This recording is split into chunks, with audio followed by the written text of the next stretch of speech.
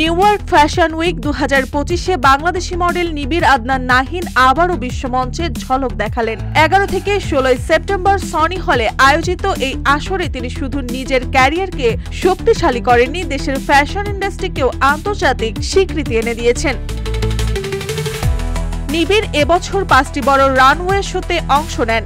04 B8 যুক্তরাজ্য, মনকাস্টার যুক্তরাষ্ট্র, the Tokyo vibe Japan, runway 7 fashion যুক্তরাষ্ট্র এবং ইমারিটস জাপান।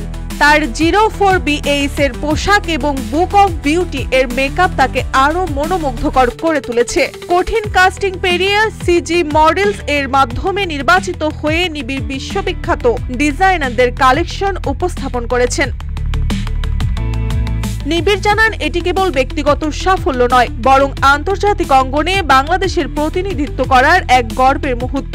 ইতিমধ্যেই তিনি ইন্টারন্যাশনাল হেরিটেজ ফ্যাশন উইকে অংশ নিয়েছেন এবং 20 সেপ্টেম্বর আরও একটি বড় ফ্যাশন সপ্তাহে অংশ নেওয়ার কথা রয়েছে।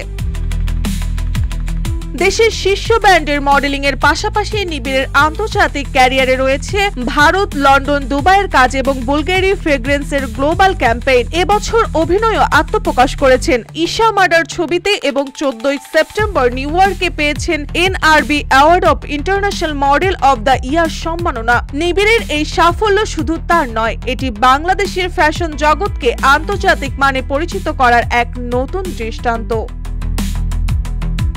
মার্জিয়া মং, রূপালী বাংলাদেশ।